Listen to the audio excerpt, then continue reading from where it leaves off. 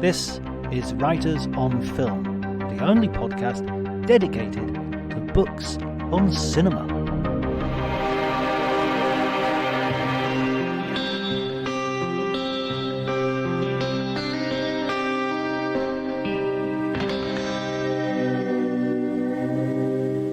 Hello everybody and welcome to Writers on Film. My name is John Bleasdale, I'm a writer and film critic, and today I'm going to be talking to David Koenig, who has written what has to be one of the most perfect books for writers on film. It's called Shooting Columbo, The Lives and Deaths of TV's Rumpled Detective. It's a must for any fans of Columbo, of Peter Falk's iconic detective, and we had a very good conversation about it.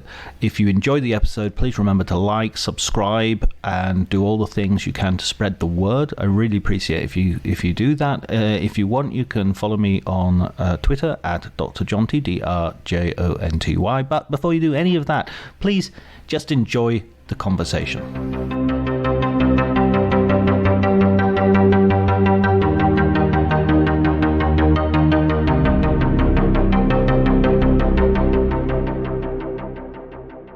Your first sort of connection to Columbo when you did you watch it as a kid, or what was your...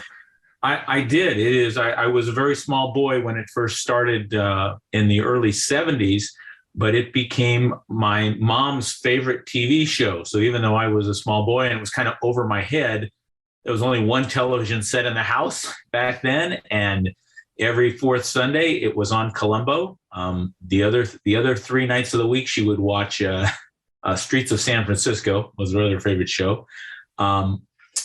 But typically Columbo started Sunday nights right after The Wonderful World of Disney. So the whole family would watch The Wonderful World of Disney.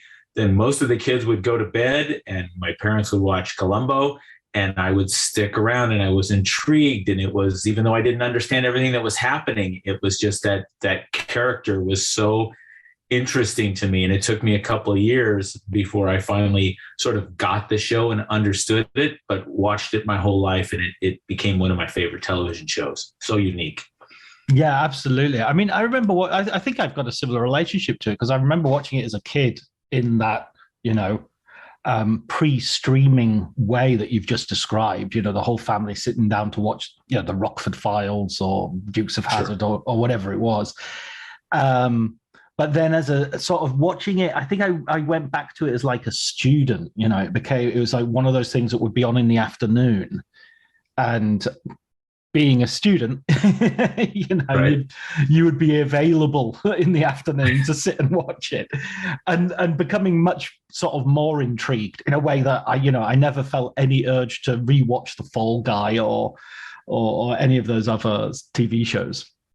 Right, absolutely. Well, I think it's a part that the show was so unique and well done, and always one of the reasons Peter Falk, who hated television, was obsessed with becoming a movie star. One of his reasons he did it was that because he was promised that there would always be a feature film talent and budgets available, and that became a big point of contention as years went on, as they tried to squeeze the budget, and he didn't like it. But also probably the biggest reason is the uniqueness and the lovability of his character, and how much of himself he poured into that. And so people of all ages from all countries could sort of latch on to this curious fellow. I mean, that is the thing, isn't it? It's that, he's such an unlikely sort of hero, and yet at the same time, that's what makes him. And I love the bit in your book where you're talking about how the character develops. Maybe you could explain that a little bit to listeners who might not have had an opportunity to read your book yet, but that process of sort of finding Columbo.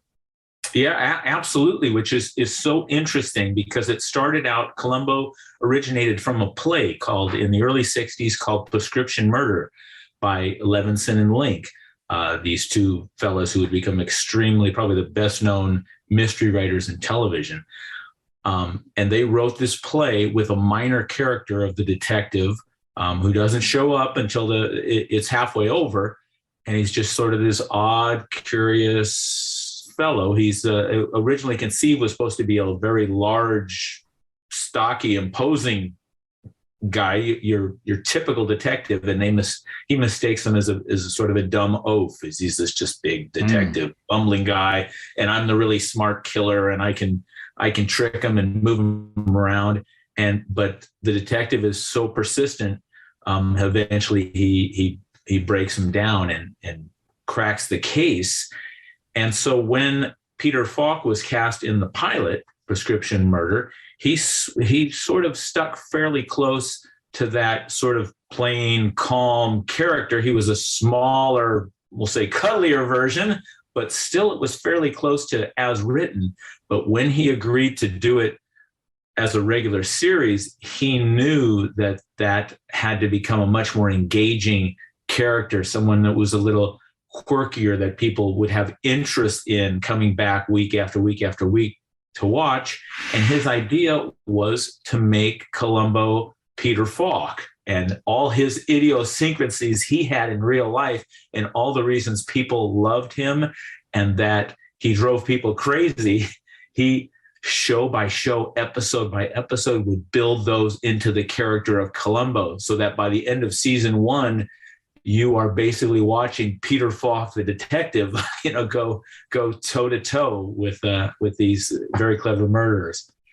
And the structure of that was right from the beginning. That was in the play, right? The structure of having the murder sort of play out in front of you at the very top of the play in this case, but in the TV show later on. Exactly. They called it an inverted mystery, which was not unheard of, but fairly rare in literature. Not the conventional way you want to kick off a story, in which you would see the plotting and then execution of this perfect crime. And then the audience would think, oh my gosh, he's got to get away with this. He's made no mistakes. And then one by one, the detective would come in halfway through and find teeny little inconsistencies in their story, or little clues lying around that the audience didn't see, and you'd go, son of a gun, how did I not notice that? And pretty soon he would just have enough where he would hang the guy. Yeah. And it reminds me, I was just reading a book yesterday, and it said if you want to make God laugh, make plans, and that seems to be the structure of a Columbo episode. The perfect murder. Exactly so. Yeah, some tiny little thing goes wrong, and that becomes a noose. You were saying that so that Peter Falk basically absorbed his own personality, and Columbo sort of meld into one in a way. But at the same time, there was sort of very, I love it. It's almost like watching the scene in Richard Attenborough's Chaplin, where he goes into the sort of wardrobe prop department and just picks out a bowler hat and a cane and big shoes, and there you go. He's got his character. And Peter Falk sort of does the same. You describe him walking around and picking out suits and raincoats and things like that. Yeah, absolutely. That original wardrobe was Peter Falk's own wardrobe. They'd originally wanted the character to wear like a big overcoat, like an imposing detective of the 60s might, and he pulled an old beat-up raincoat out of his own closet, and that became his signature costume. The gray suit underneath, the drab pants, there's this drab green tie with little white spots that he wears in most of the first 40-some episodes. The shoes were his own. He figured, if I'm doing this all the time, I'm going to be comfortable. And these leather shoes, brown leather shoes that he had for years that were falling apart before the series even started, that became part of his outfit. And in fact, he loved those shoes so much that even after they literally fell apart, there's one episode in the 4th season in which he's supposed to jump out of or fall out of a tree, and a stuntman did it, but he wanted to wear Peter Falk shoes, and in falling out of the tree, he broke his ankle, and Peter Falk's shoe had to be cut off his foot, and Peter Falk insisted on sewing those shoes back together so that hopefully he could use them again, because that was the signature costume of Columbo. And there were all these other little things, like obviously there's the cigars. I'm always curious about the cigars because they look green. What are those cigars? I don't know what type, but they were typically really cheap cigars. He does make reference in several episodes about what lousy quality his own are, but he loves them. And a couple opportunities he has later in the series in which he's offered fine cigars by the stately murderers, and it's a huge trait for him because he's used to these old stogies. But everything about Columbo is supposed to be dingy and unassuming, and the opposite, the mirror image of these clever murderers. And they would mistake him as thinking he was the opposite in every way. They're clean and neat and rich, and he's this poor, dingy slob, and they would assume I'm brilliant, so he must be dumb. But that was the one thing they both shared, was, in fact, he was even smarter than them. I mean, watching them sort of back to back, as I have been doing sort of over the summer, not necessarily binging them. I tend to watch one or two a week rather than. But I do notice that there are real complexities in his performance, and you point this out as well. I think it's the episode with Leonard Nimoy as the doctor, and there's a heart surgeon who uses the wrong type of thread as a wet plot for killing a patient. And you point out that when he's sort of giving his final sort of summary of why the person is a murderer, he actually gets really angry, and it's very unusual to see Columbo sort of. Usually it's kind of like he's almost apologetic. He maintains that sort of calm of sort of like, oh, I'm really sorry about this, but I'm afraid we're going to have to arrest you, But in this case, he actually sort of loses his rag a little bit. Yeah, and that does not happen very often. It happens maybe 3 times in the run of the series, and maybe for that reason it's so impactful, because it completely takes you by surprise. And why it typically happens is where Columbo realizes, okay, this guy knows I know he did it. I don't have to keep up the, oh, I'm so sorry. Oh, what was I thinking? Shtick, because time is of the essence. So he doesn't have time for that. And there's a moment near that end of the episode with Leonard Nimoy, the doctor, where he realizes, if I don't catch this guy, he's going to kill again. And it's this kindly old man that's about to lose his life. So toward the end, he really loses his cool. And it's not, a lot of that was on Peter Falk's decision to take the character momentarily angry, because it sort of hints at it at the script, but it doesn't say Columbo loses his cool. And Peter Falk just took that line and just slammed like a coffee pot or something on the desk and accuses the guy. It happened a couple seasons later in an episode with Robert Conrad, and would happen again many years later. But really powerful moments, because that's the last thing you expect is kindly old Columbo to lose his cool. It's funny that you should say that because that's one of the things that I'm watching it and I'm thinking about how his behavior and his sort of persona. I'm always trying to work out whether he's it's sincere is the wrong word, but whether it's shtick, whether it's an act, whether deep down, whether when he gets home and to his invisible wife, he sort of becomes a totally different person and becomes very, because this is just a strategy for catching these people. Well, yeah, and that's a big point of controversy with fans of the show is, when is Columbo lying? When is he telling the truth? Does he ever tell the truth? Is everything made up? And maybe he really has a British accent, and he goes home to his beautiful wife and 18 cats and in this mansion, and he's really a millionaire. Who knows? In real life, because that was the idea from the beginning, is we want Levinson and Link, as they devised the show, wanted the biggest mystery about Columbo to be Columbo himself. They wanted him to just sort of drift in, make all these odd statements, and then maybe they're true, maybe they're not. Does he even have a wife? That's a big argument as well, or not. And then sort of at the end of the story, just kind of disappear. You would never see his home. You'd never see him at the police station. You wouldn't find out too much about his real life, except for these sort of silly little stories that he'd used to throw the killer off kilter. But yeah, that we could have that long argument about, is there really a wife? Is there really a brother-in-law? I know there's a dog, but what, beyond that, what's real and what's fake? It's it's all up for debate. It's very open for debate. It reminds me, there is a Jim Thompson novel. I can't remember the name. I think it might be Population 1802. But anyway, there's a Jim Thompson novel, and there's a sheriff in it. It might be The Killer Inside Me. Anyway, there's a sheriff in it, and the sheriff is evil, and he covers up his sadism with like cliches.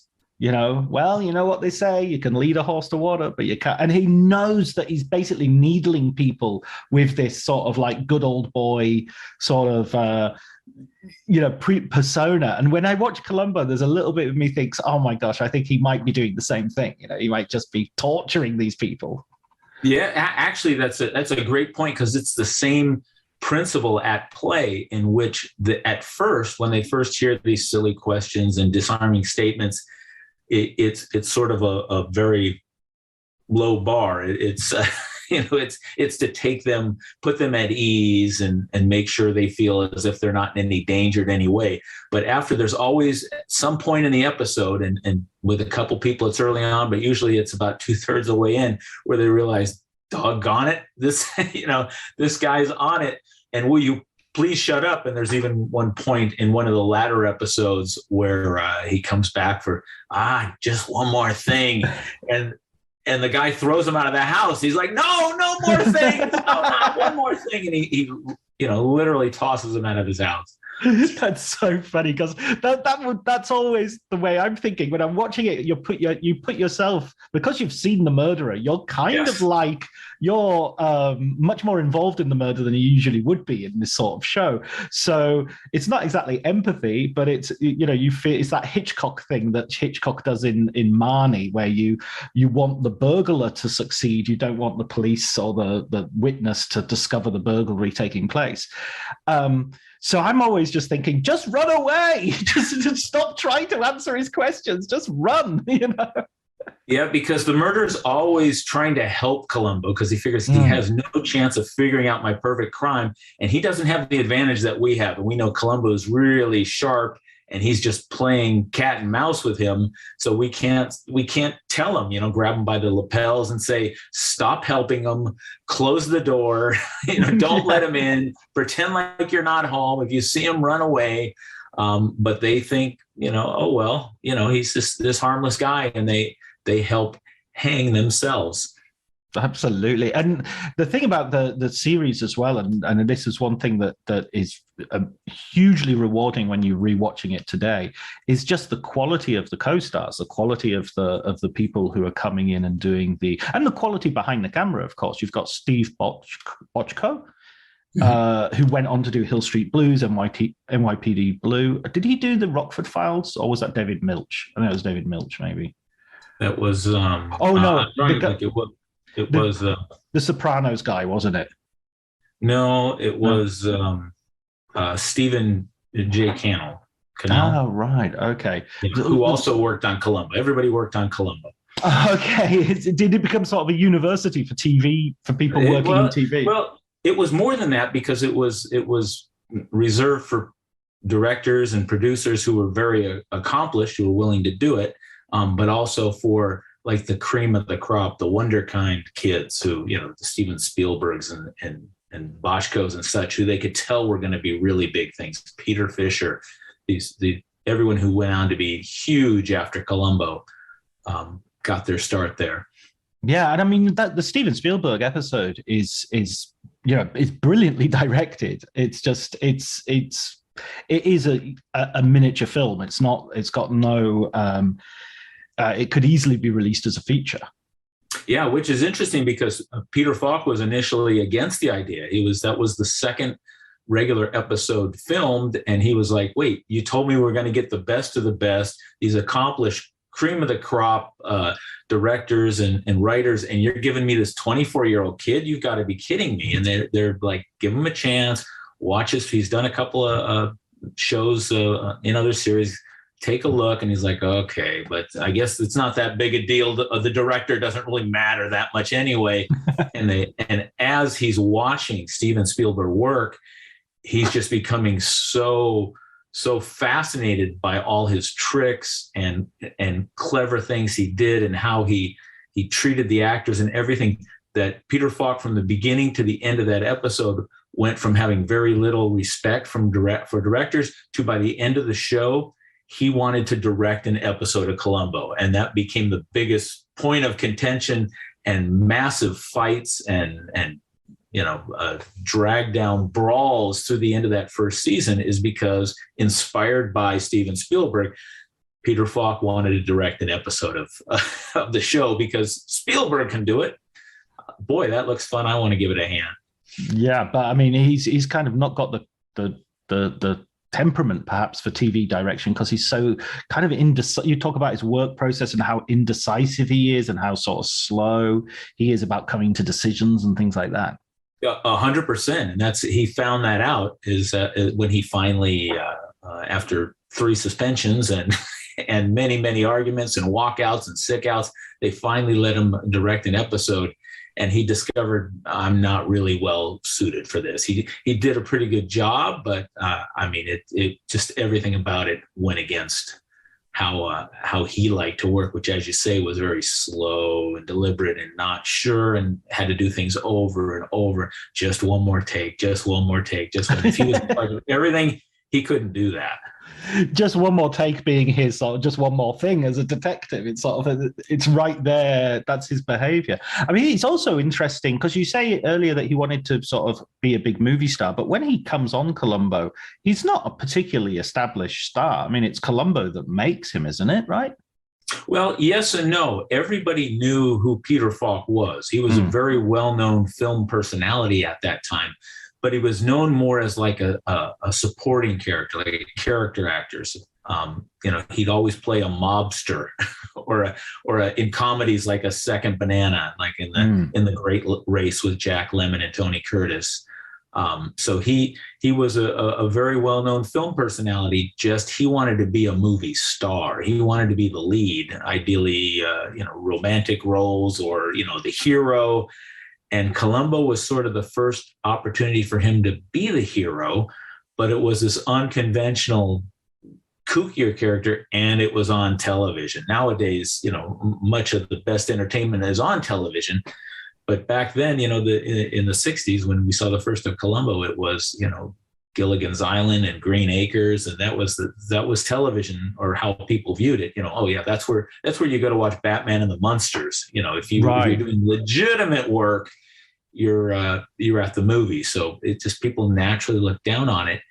And in fact, Columbo would turn him into that movie star. At first, it cost him a couple roles. Like he did a role on Broadway, The Prisoner of Second Avenue, Neil Simon play. And then when it came time to turn that into the movie, they were like, he's too well known for Columbo. And so he lost that role, and that caused more friction on the set of Columbo.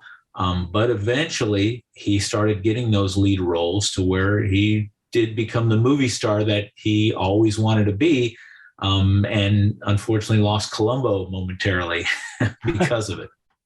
Right. But I mean, it's interesting that you're saying that about what television is like when Columbo arrives. And, arguably it's totally different when it sort of peters out towards the end. How much of an effect did Columbo have in changing that, in changing television and the way it's being produced? I don't know that people watched Columbo and said, "Oh, that we've got to start making high quality television because of Columbo." Columbo was one of several shows that was different, that was seemed to be a lot more intentionality went into it, a striving for quality, especially urged on by Levinson Link and Peter Falk, they weren't going to waste their time with it if it wasn't, this top produced show. So that there were programs like that, and again, Columbo not alone, increased the frequency of it. But you had the studios who were always fighting the opposite argument. They didn't care how good it was. They knew there's 3 channels. People are going to watch our show no matter how conventional it is. I won't say bad, because a lot of the old TV shows are good, but so many of them are similar in nature, very simplistic, a template that's repeated over and over and over again, without the forethought that went into shows like Columbo and many shows we have today. So going back to the co-stars who often appear playing the murderers, excuse me. Although it's always interesting to see one of Peter Falk's friends, I think, and a guy who was in a few Stanley Kubrick films. He was in Paths of Glory and The Killing, and he's a guy who runs a chili restaurant that Columbo goes into. What's his name? What's his name? He plays Bert, the guy at Chili. I'm drawing a blank. I know who you're talking about. Tall fella, but he was along with several other actors, were sort of from the John Cassavetes repertory company, and they would Peter Falk learned this trick from John Cassavetes, and working with him shortly before he agreed to do Columbo the series, is that one of the great things about having your own show or producing your own movie, or being the lead in a series, is that you have more power to get things like your buddies work. So in almost every episode of Columbo, you'll have a Bert, the chili vendor, or his stand-in Mike Lally, or his other stand-in Dick Lance, or John Finnegan, or all these folks who were personal friends. They were actors as well, but they were personal friends of Peter Falk. And that's, these 8 or 10 guys, that's completely how they got the work, is that they knew Peter Falk. And that was, they always did a good job, and it helped keep Peter in a good mood that he was constantly got to work with his buddies.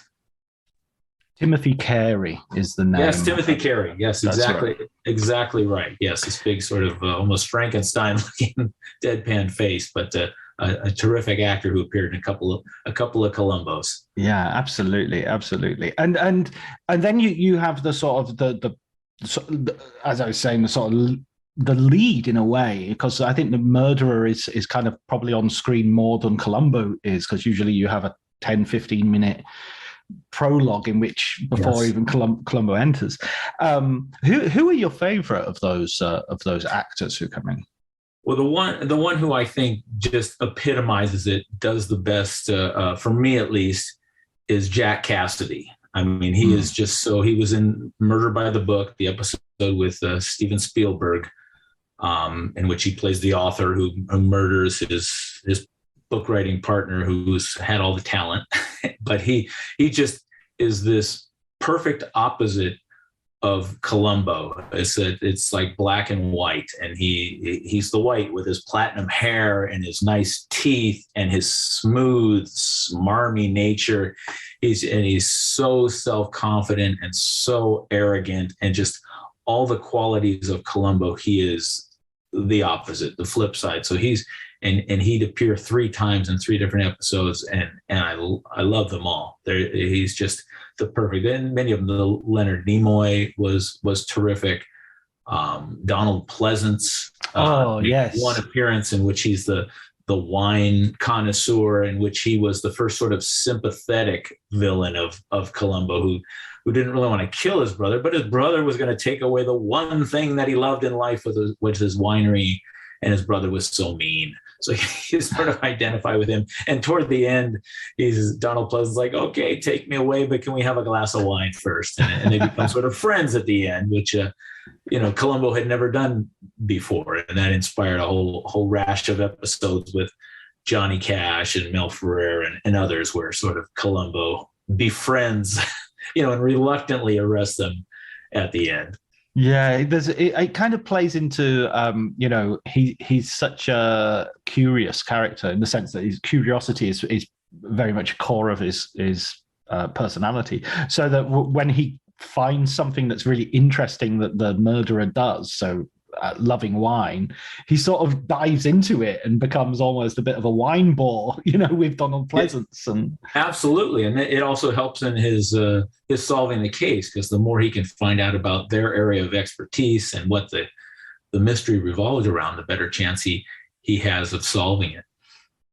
Absolutely. I also love the fact that in Murder by the Book, the episode that you reference, you also point out in your book that the idea of an author killing his writing partner was a kind of amusing sort of twist on the two guys who have thought up Columbo in the first place.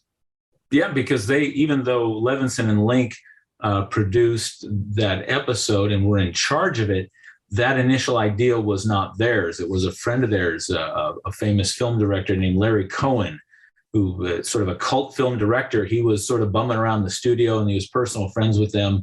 And there was such a rush to get those initial story ideas made that they were just brainstorming ideas to do, we've got to write 6 scripts in 4 months and have everything filmed and done. And what are we going to do? So they were pulling people in out of the hallways to see, you got any ideas for a Columbo? And so they pulled him in, and he's like, well, what about you guys? What if we did one about you? Where the one writer has all the talent, and he wants to break off from the writer who has no talent.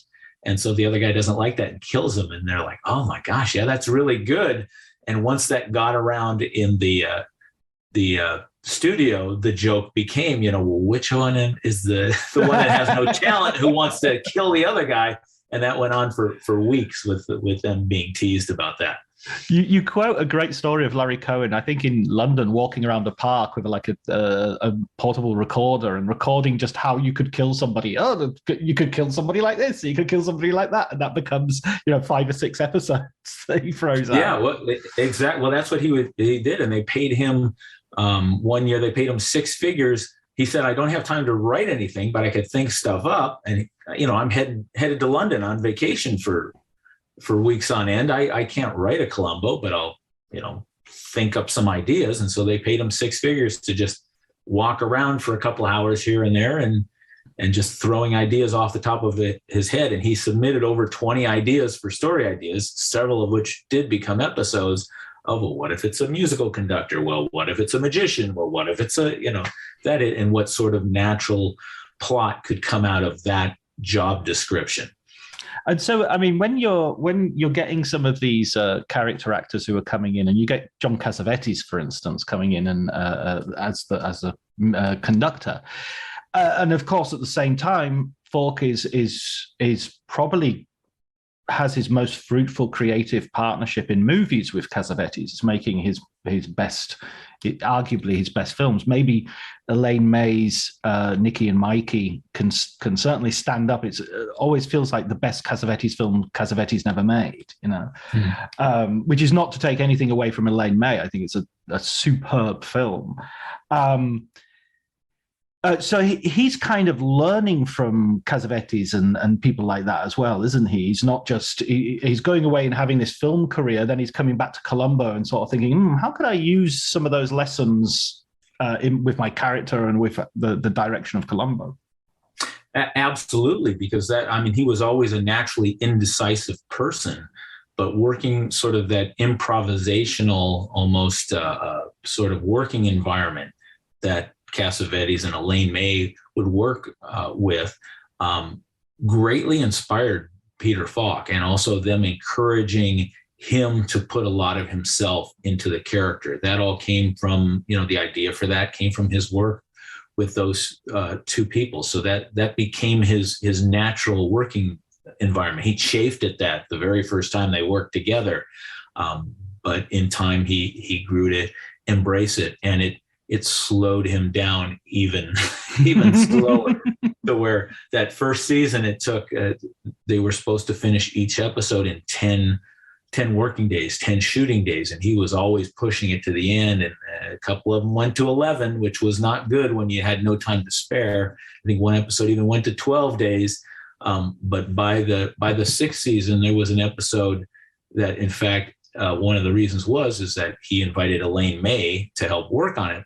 But that one stretched, instead of its 10-day schedule, they spent 30 shooting days on that episode. So that, I mean, you can see things really got out of hand.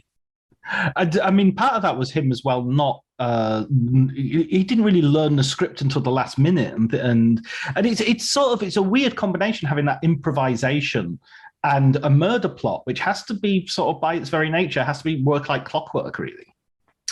No, exactly right. And that was one of the big problems, was he would try to have that feeling as if we're winging it. But you're right, with a murder plot and exact clues that create this intricate puzzle, is you can't wing it with a puzzle. You can't shake up all the pieces and throw them on the table and expect for them to fit together in some satisfying manner. And that did become a problem as the years went on. Especially in that one episode I reference, in which, if you watch it, you're like, well, why is that person doing that? And it's part of it is because they were sort of making it up as you go along, and that doesn't work in Columbo. Right. And there's also the thing that, like, he, again, this is, if I didn't keep referencing your book, it would sound like I'm the biggest Columbo expert ever, but I'm only an expert because I've read your book. But I found it fascinating as well. There was a moment where he sort of says, well, why does he even have to investigate murders? Why can't it just be the character? It doesn't, we don't always have to have a murder necessarily. Well, that all started when he started working with Patrick McGoohan, who is this really powerful, terrific actor and director, but he liked to do things his own way. And he did not care for the program Columbo. He thought it was repetitive. He thought it was silly. He thought it was dull and uninteresting. But he really liked the character of Columbo. So he started getting Peter thinking about, well, why does it have to be a mystery? Why can't we have a Columbo comedy? Can't we have a Columbo horror movie? We could put Columbo in a million different situations and he'd still be just as wonderful.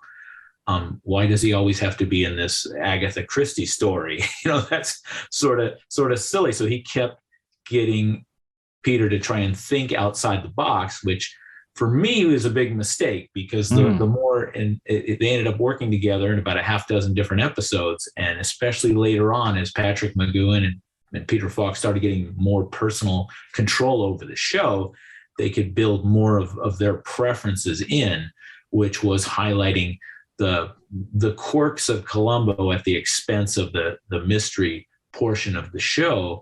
And for me, the character just works best within those confines. It was tailor-created, tailor-made to play off of different types, to be inquisitive for a reason, to be tenacious, with the biggest payoff in these particular circumstances.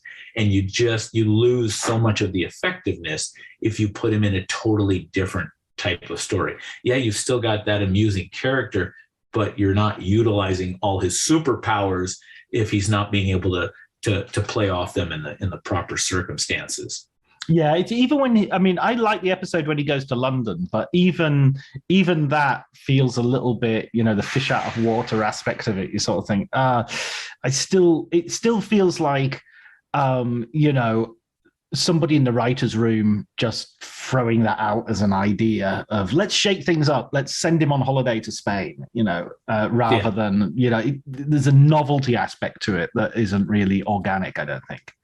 Yes, well, that particular episode was the first big, was in the second season. That was the first big novelty episode. That was the whole purpose for it, for NBC and Universal Television, was for the second season, we need something big. And, in Happy Days, they had, and Brady Bunch, they'd send the people to Hawaii. That doesn't really work for Columbo. So Columbo, let's send him to the land of Sherlock Holmes.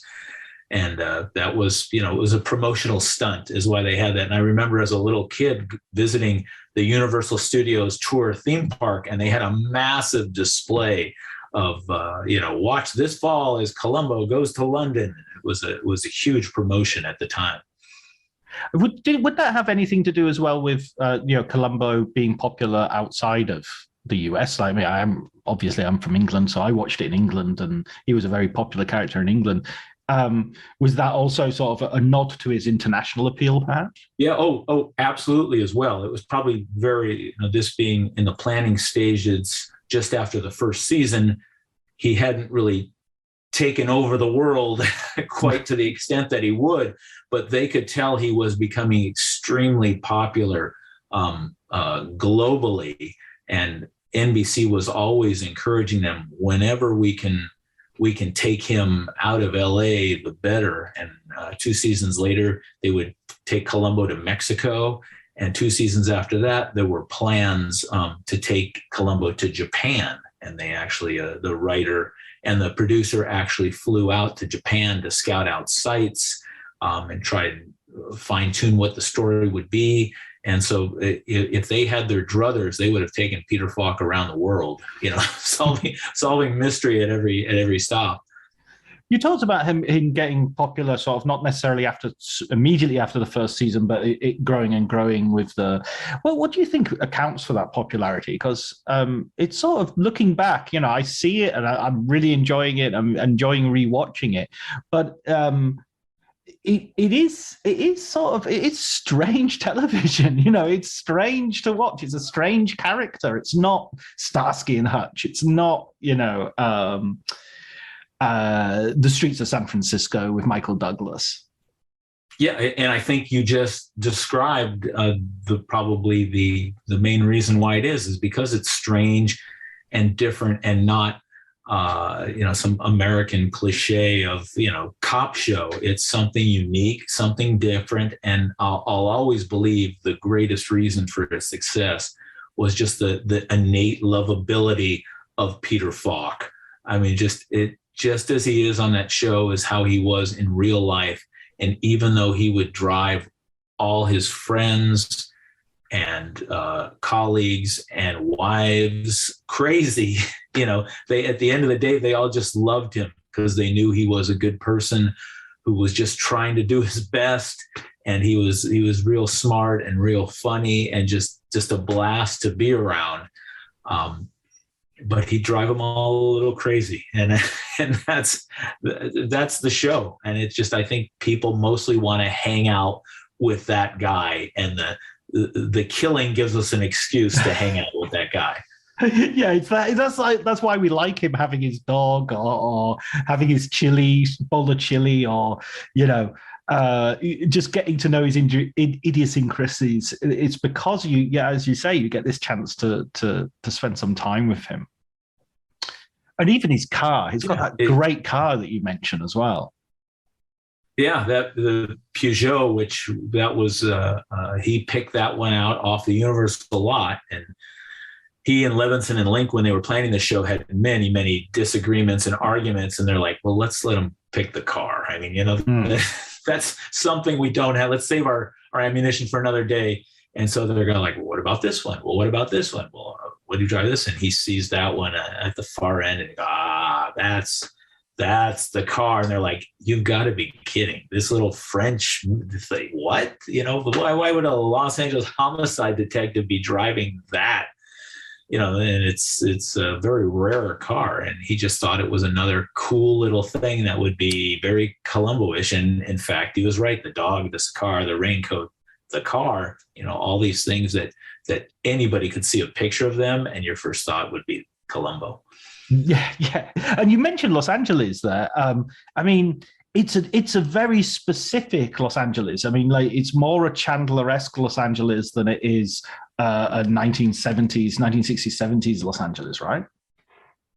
Yeah. And it's kind of they wanted it sort of be like a Technicolor Los Angeles, not your typical grimy, dirty surroundings, dark, shadowy that you would see in a mystery show. And in fact, the first director of photography they hired, Russell Meddy, for the first 5 shows was an extremely well-known, accomplished, award-winning cinematographer. He'd done Spartacus and Bringing Up Baby and worked with Kubrick. And, he was this, a long list of credits, and he insisted on lighting it dark. Like, I work with Orson Welles. This is the way you light a mystery. And they're like, no, it's not that kind of mystery. It's, it's this, not happy, but they wanted this lighter, almost pastel look to it, which is for whatever reason, they thought would play best in the show. And they eventually had to bribe him with a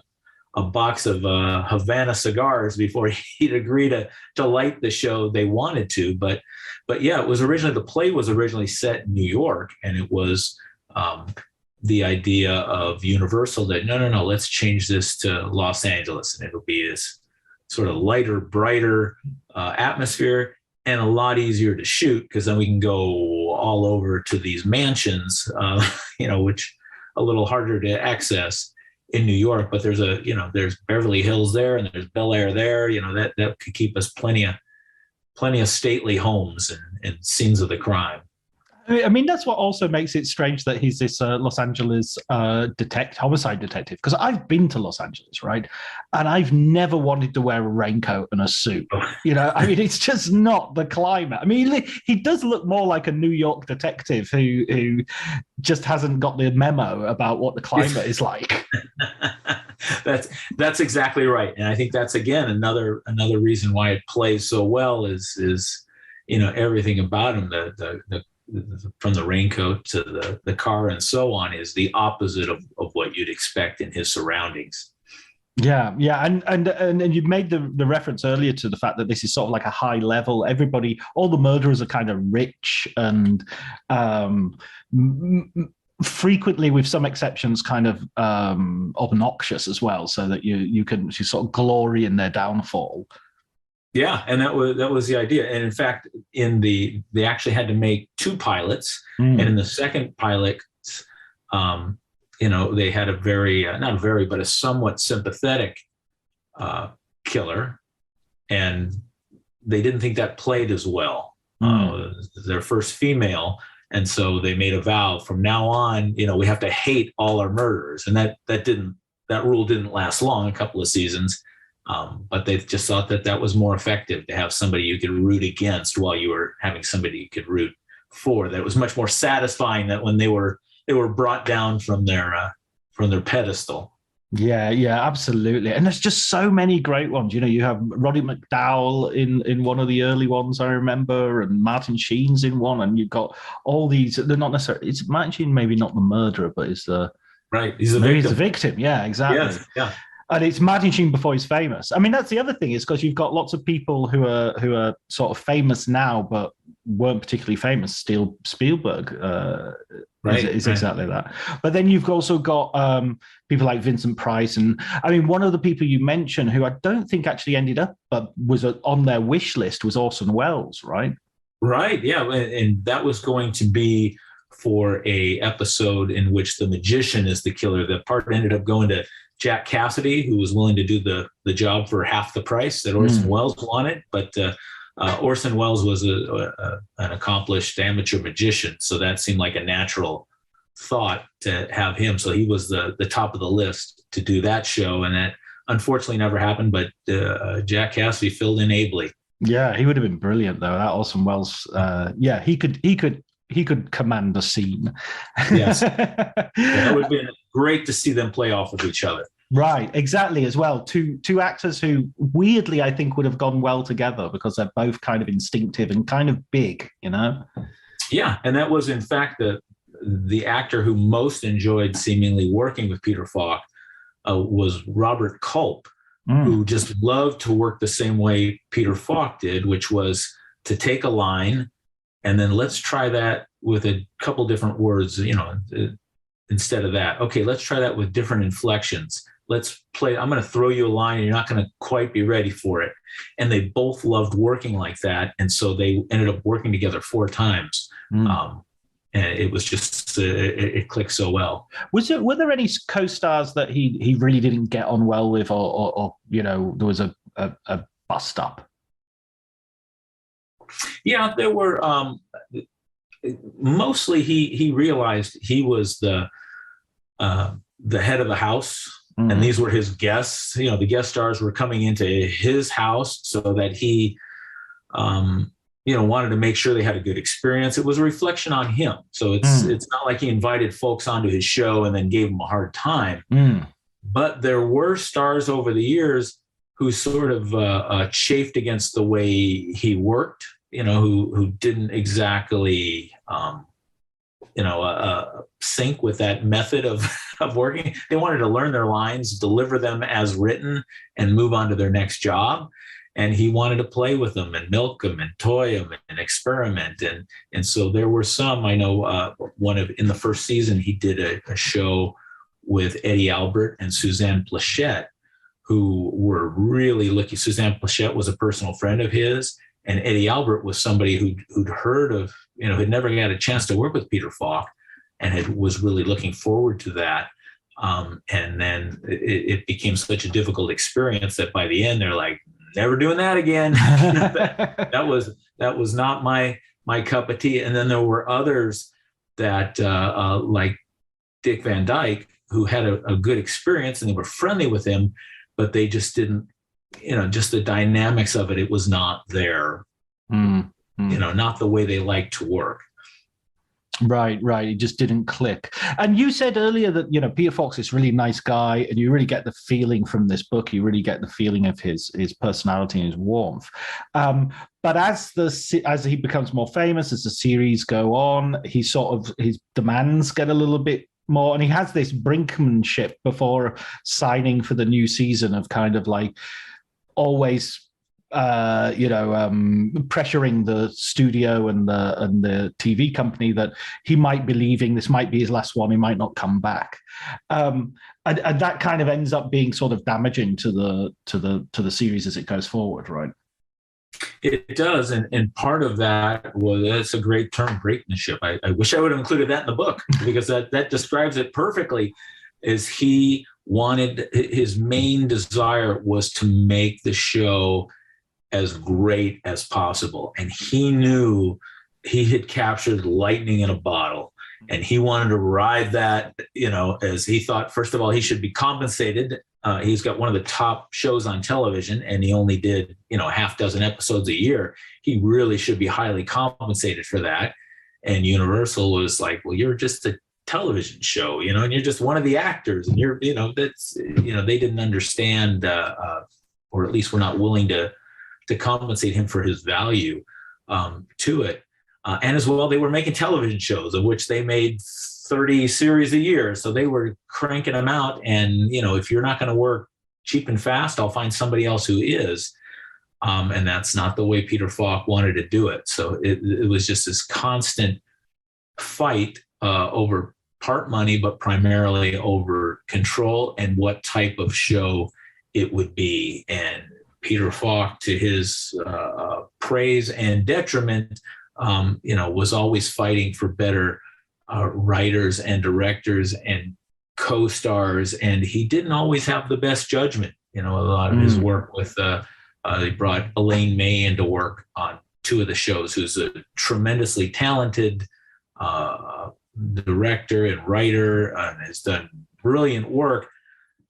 Her work on Columbo was not among those, the high points of her career. It's just not something that was well suited to her talents. But he figured, she's brilliant. I trust her with anything. She could do a great job. He bribed her with lots of money, and those are two of the weaker episodes, the ones she worked on. So it's good and bad. And at a certain point, Peter sort of priced himself out of the market, and made people. He drove them so crazy that they were like, okay, that's it, we're done. And he, who was constantly threatening to quit for 7 years, when they finally cut the cord, he was like, wait, what? You say this, what? He thought it was just part of their normal tug of war, and that he'd keep doing Columbo. He'd make a Columbo or two or three every year for the rest of his life. And when it finally stopped, and ended up starting again 10 years later, but when it finally stopped, he was just completely floored and shocked. He didn't think, this is NBC has 2 hit shows. Well, one of them, how you wait, what? And so it was a shock to him when NBC let Columbo lapse.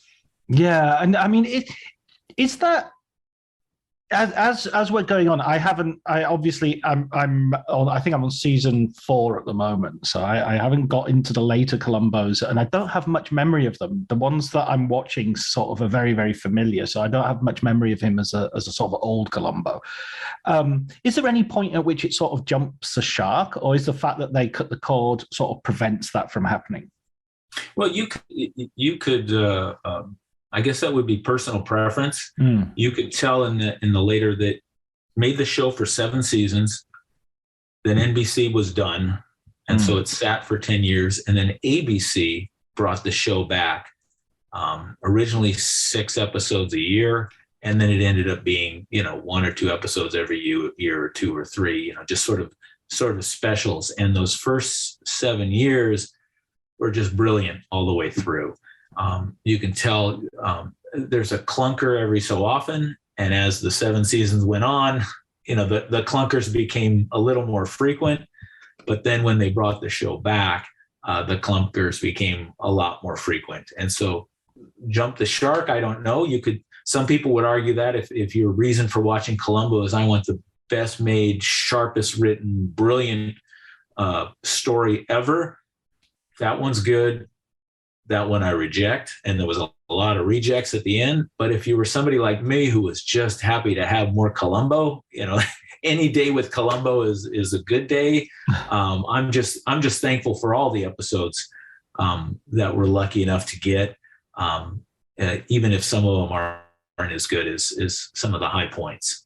I mean, in some ways, it's sort of like the fact that they were only doing, say, 6 or 7 episodes per year, and the episodes are sort of tend to be over an hour and a half long. So it always struck me as a sort of, these are like movies, I know there's a lot of sort of slightly snobby ways of talking about television sometimes, where people say, oh, it's not a 10 episode TV show, it's a 10 chapter movie. I think that's come on, it's a TV show, fine. But with Columbo, it did kind of feel like you were watching a mini movie, so to speak. Yeah, and that was, as I think I alluded to earlier, that was the directive, is that Peter Falk really didn't want to do a television show. When he agreed to do the pilot, they viewed Prescription Murder as a true pilot, and if it took off, it would become a series, and if it didn't, it was just a one shot. And Peter Falk viewed it not as a pilot. He viewed it as a television movie, this big budget television spectacular that I do once and that I never do again. And it took a series of circumstances, including the fact that it would be like he was making 6 movies a year rather than a weekly television show, for him to agree to do it. And the budget was almost, in the beginning, was almost $500,000 per episode, which was huge at the time. And the quality of directors, and as you said, co-stars with, that one episode with Martin Sheen, the killer was Vera Miles, and there was a Vincent Price. And that was just one episode. You had 3, name huge movie stars all at once. And that was every week all the way through. So it was a big event. And in your book as well, you talk about how the music and the set design, you sort of have separate sort of mini chapters on those as well. And I was really intrigued by the music when you pointed out, and it's something that never occurred to me, that Columbo doesn't really have a theme tune. It's not like, the theme from Columbo isn't, I couldn't whistle one, put it that way. Yeah, well, part of the reason for that is that it was part of what they called a wheel, which was several shows on that rotated in that time zone. So the wheel, the NBC mystery movie or Wednesday night or Sunday night mystery movie, had its own Henry Mancini theme, but not each particular program. So that was one reason. The other reason was the composers didn't think, they thought he was sort of a theme unto himself. That he would provide the music, and in fact, in later years, he actually would. Where Peter Falk latched onto this song, "This Old Man," and he thought it was such a good match to the character that he started. Not in the script. This was 100% him in some of the episodes, starting in season 3, where he just suddenly just start whistling or humming "This Old Man" just because he felt like it, and they left it in. And after a couple of years of doing that, they started writing in. They knew the writers knew Peter Falk liked the tune, and they'd start writing it in. And that sort of became sort of his unofficial theme song, even though it was, originated off the cuff by Peter. Yeah, I mean that, which matches so much of the show and so much of the iconography around the show that he puts together. What led you to write the book? I mean, I can understand, a love of something, but writing a book's a solid commitment. And so, how did you get there? Well, this is my 8th book, and all my books are about topics that I want to read a book about. I've always wanted to read a book about, my first book was about behind the scenes at Disneyland and everything that goes on backstage. And at the time, there was no book. Now there's 50 of them, but at the time there was no book like that. And I'm like, somebody should write this book. It doesn't exist. And so that led me to several years of research and interviews to write it. And every single book I've written, I would have preferred somebody else wrote it and went to the trouble, spent the many years of research and interviews. And then I could just send over my $20 to Amazon and enjoy the fruits of their labor. And I always wanted to know what went on behind the scenes of the making of Columbo. I knew there had to be great stories. Where did these ideas for the clues and the mysteries come from? What was Peter Falk like to work with? And that's where shooting Columbo came from. There was one other earlier book called The Columbo File that was good, but you could tell in reading it, there's a lot more going on behind the scenes that the author's not sharing.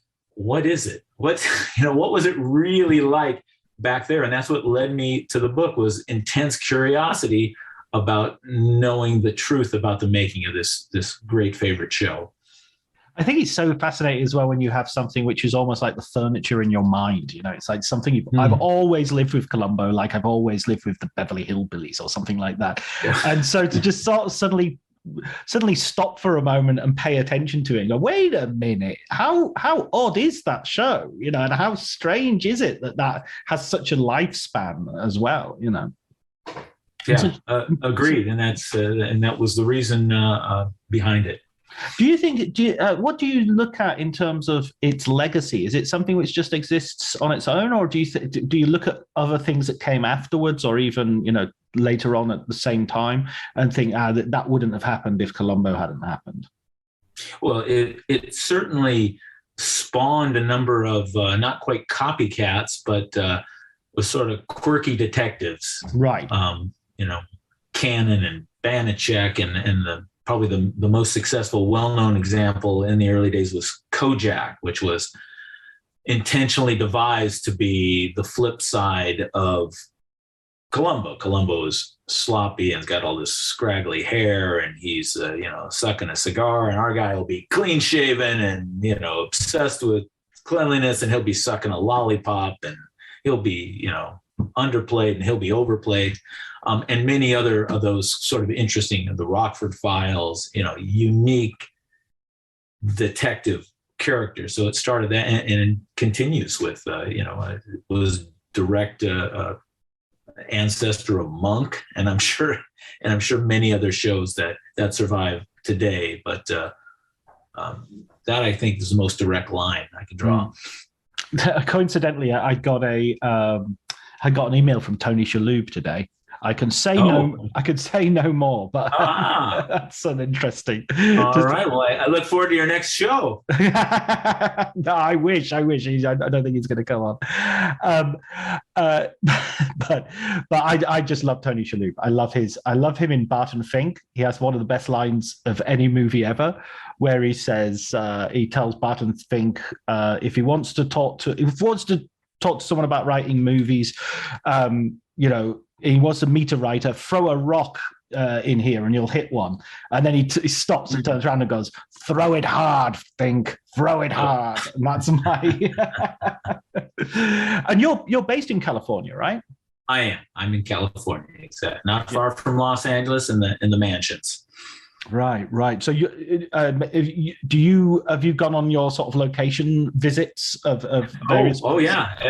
There a lot of the mansions from Columbo are still around, and right before the book came out, I went through Los Angeles and Malibu, Bel Air, Beverly Hills, and Pasadena, and taking photographs, and then today I'm going down to Newport Beach to the scene of a couple of the shows and to plan a special event. So it's it's nice to see that quite a few of them are still around. How is Columbo fandom? Because I imagine there must be a fairly dedicated cadre of fans. Yes, yeah, no, it's by the millions. The book has not come out that long ago, and it's already sold many copies. I've received so many messages of support of people who've been waiting for a behind-the-scenes book like this. The social media community is huge. Columbo was on a gazillion different stations and streaming platforms up until recently, when NBC, the owners, or Universal, has tried to consolidate it primarily onto their own platforms, but yeah, it's still extremely popular, and which makes me very happy.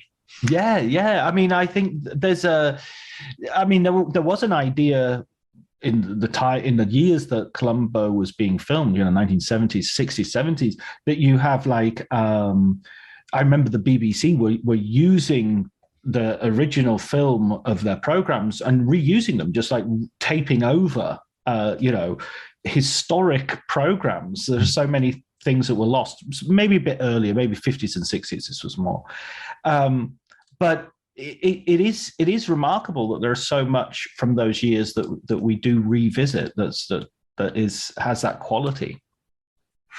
Yes, and hopefully this will be around forever, and my great grandchildren will be enjoying Columbo one day.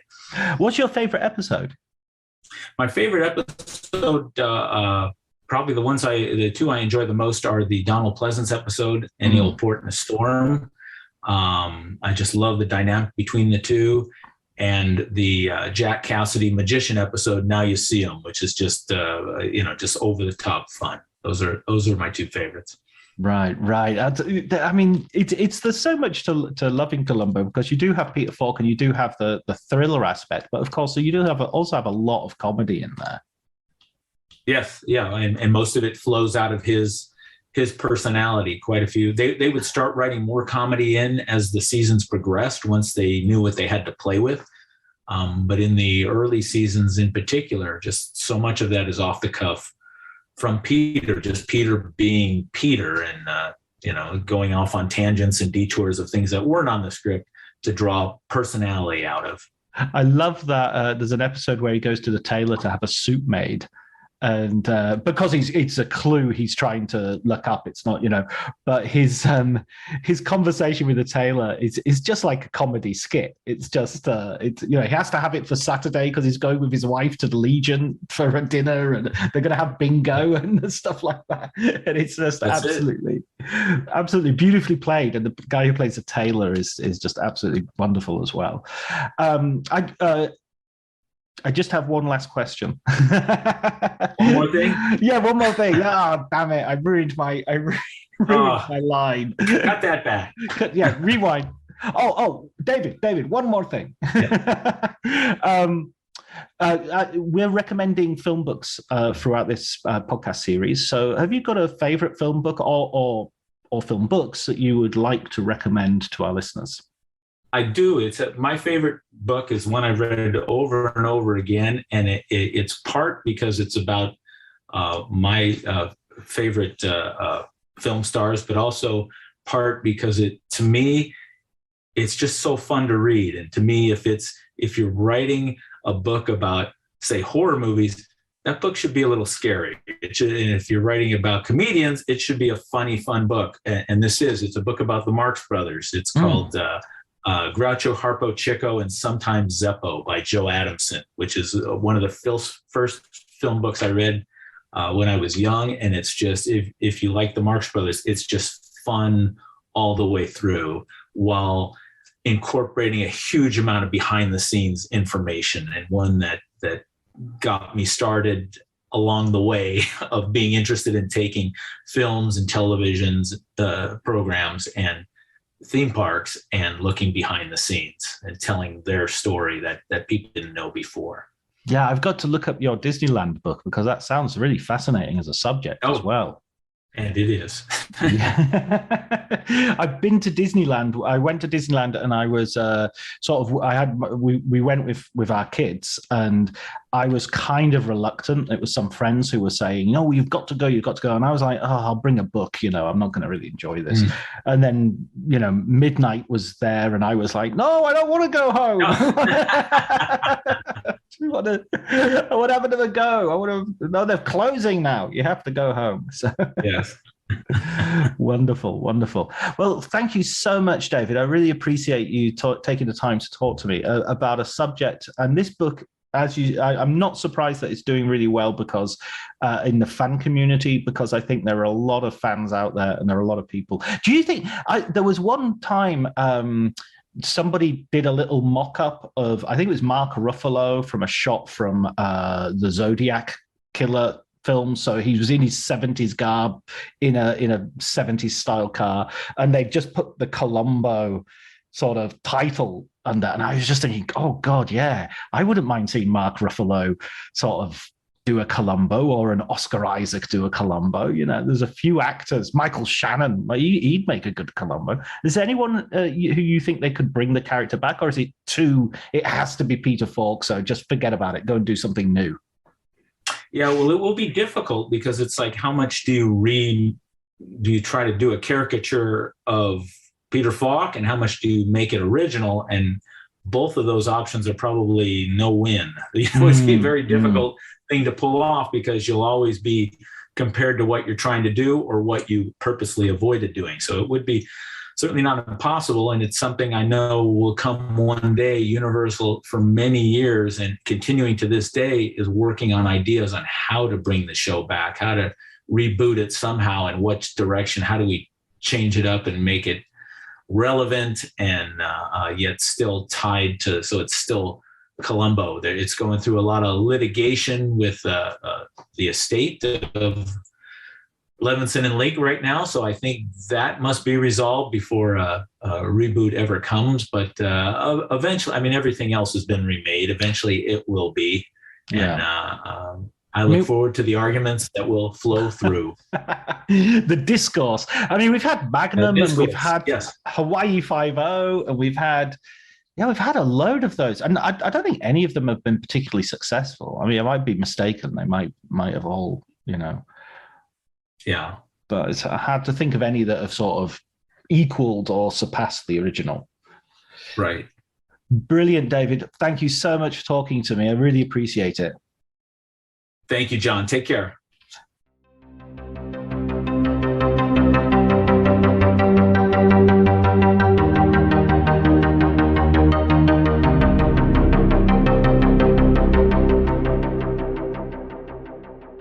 So that was my conversation with David Koenig, the author of Shooting Columbo. It was brilliant. I enjoyed it. It was a great conversation. I thought it gave me an opportunity to talk a lot about and find out a lot about one of my favorite TV characters, certainly one of my favorite TV detectives.